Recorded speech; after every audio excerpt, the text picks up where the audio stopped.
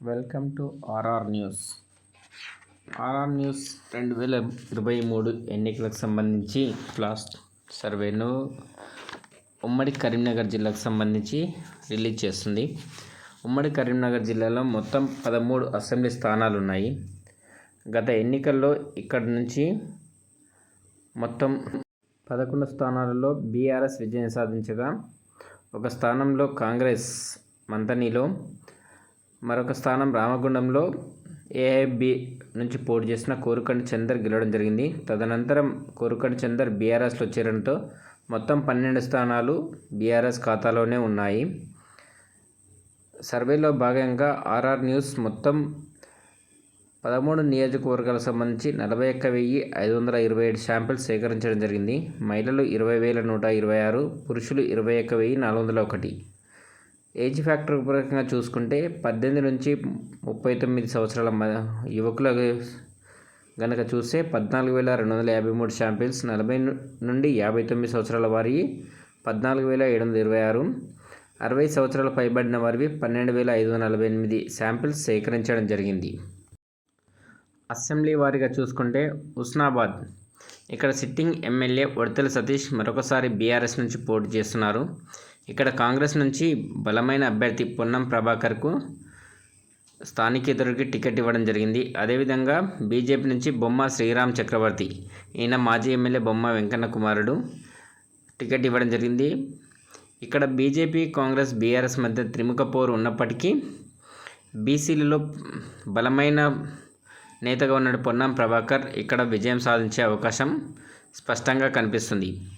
మరొక ముఖ్య కీలక నియోజకవర్గం కరీంనగర్ నుంచి సిట్టింగ్ ఎమ్మెల్యే బీసీ సంక్షేమ శాఖ మంత్రి గంగుల కమలాకర్ పోటీ చేస్తుండగా, కాంగ్రెస్ నుంచి ఉరుమల్ల శ్రీనివాస్, అదేవిధంగా బీజేపీ నుంచి బీజేపీ జాతీయ ప్రధాన కార్యదర్శి మాజీ అధ్యక్షుడు బండి సంజయ్ పోటీ చేస్తున్నారు. ఇక్కడ బీజేపీ బీఆర్ఎస్ మధ్యలో టఫ్ ఫైట్ నెలకొని ఉంది. అయితే గంగుల కమలాకర్పై ఉన్న వ్యతిరేకత, మొత్తం గుట్టలన్నీ దోషేస్తున్నాడని చెప్పేసి భూ కబ్జాలు, అవినీతి ఆరోపణలు బలంగా ఉండడం బండి సంజయ్కి కలిసి వస్తుంది. అదేవిధంగా ఇక్కడ ముస్లిం ఓట్లు కూడా అధికంగా ఉండడం ఇక్కడ బీఆర్ఎస్ కాంగ్రెస్ మధ్య చీలి బండి సంజయ్ గెలుపుకు దోహదపడుతుంది అని చెప్పవచ్చు. మరొక ముఖ్య నియోజకవర్గం చొప్పదండి. ఇక్కడ sitting MLA Sunke Ravishankar BRS నుంచి మరొకసారి పోటీ చేస్తున్నారు. కాంగ్రెస్ నుంచి మేడిపల్లి సత్యం, బీజేపీ నుంచి మాజీ ఎమ్మెల్యే బొడిగ శోభ పోటీ చేస్తున్నారు. ఇక్కడ త్రిముఖ పోరు బలంగా నెలకొని ఉంది. అయితే గతంలో బొడిగ శోభ గారికి టికెట్ నిరాకరించడంతో ఆమె బీజేపీలో చేరి గత 5 సంవత్సరాల నుంచి ప్రజల్లో బలంగా దూసుకెళ్తున్నారు. ఇక్కడ త్రిముఖ పోరులో బీజేపీకి విజయ అవకాశాలు స్పష్టంగా ఉన్నాయి. మరొక ముఖ్య నియోజకవర్గం వేములవాడ. ఇక్కడ బీఆర్ఎస్ నుంచి చల్మెడ లక్ష్మీ నరసింహారావు గారికి టికెట్ ఇవ్వడం జరిగింది. కాంగ్రెస్ నుంచి మరొకసారి ఆది శ్రీనివాస్ అదృష్టాన్ని పరీక్షించుకున్నాడు. గతంలో వరుసగా 3 సార్లు ఓడిపోయారు. బీజేపీ నుంచి మాజీ గవర్నర్ చెన్నమనేని విద్యాసాగర్ రావు కొడుకు వికాస్రావుకు టికెట్ కేటాయించడం జరిగింది. ఇక్కడ త్రిముఖ పోరు ఉన్నప్పటికీ ప్రధానంగా బీజేపీ, కాంగ్రెస్ల మధ్యనే ప్రధాన పోటీ నెలకొని ఉంది. ఇక్కడ వెలమల ఆధిపత్యం ఎక్కువగా ఉంటుంది. మొదటిసారిగా ఆది శ్రీనివాస్ బీసీ ఇక్కడ గెలవాలని పట్టుదలతో పనిచేస్తున్నప్పటికీ మరొకసారి ఆయనకు నిరాశ ఎదురయ్యే అవకాశాలు కనిపిస్తున్నాయి. వికాస్రావు ఇక్కడ గెలుపు దిశగా దూసుకెళ్తున్నారు. మరొక ముఖ్య నియోజకవర్గం కేటీఆర్ పోటీ చేస్తున్న సిరిసిల్ల. ఇక్కడ సిట్టింగ్ ఎమ్మెల్యే మంత్రి కేటీఆర్ మరొకసారి అదృష్టాన్ని పరీక్షించుకున్నాడు. కాంగ్రెస్ నుంచి కేకే మహేందర్ రెడ్డి ఇప్పటికే 3 సార్లు 4 సార్లు కూడా ఆయన ఓడిపోవడం జరిగింది. బీజేపీ నుంచి రాణి రుద్రమరెడ్డి గారిని పోటీ చేయించడం జరుగుతుంది. అయితే ఇక్కడ త్రిముఖ పోరు నెలకొని ఉన్నప్పటికీ కేటీఆర్ స్వల్ప మెజారిటీతో విజయం సాధించే అవకాశం ఉంది. గత ఎన్నికల్లోగా భారీ మెజారిటీ వచ్చే అవకాశం కనపడడం లేదు. అయితే స్వల్ప మెజారిటీతో కేటీఆర్ విజయం సాధిస్తారు. మరొక నియోజకవర్గం ధర్మపురి. ఇక్కడ సిట్టింగ్ ఎమ్మెల్యే కొప్పుల ఈశ్వర్ మంత్రి కూడా. ఇతడు గత ఎన్నికల్లోని కాంగ్రెస్ అభ్యర్థి లక్ష్మణ్ కుమార్పై కేవలం 380 ఓట్ల తేడాతో గెలుపొందడం జరిగింది. అయితే ఇప్పుడు మరొకసారి బీఆర్ఎస్, కాంగ్రెస్ల మధ్యనే టఫ్ ఫైట్ నెలకొని ఉంది. ఈసారి లక్ష్మణ్ కుమార్ విజయం సాధించే అవకాశం ఉంది.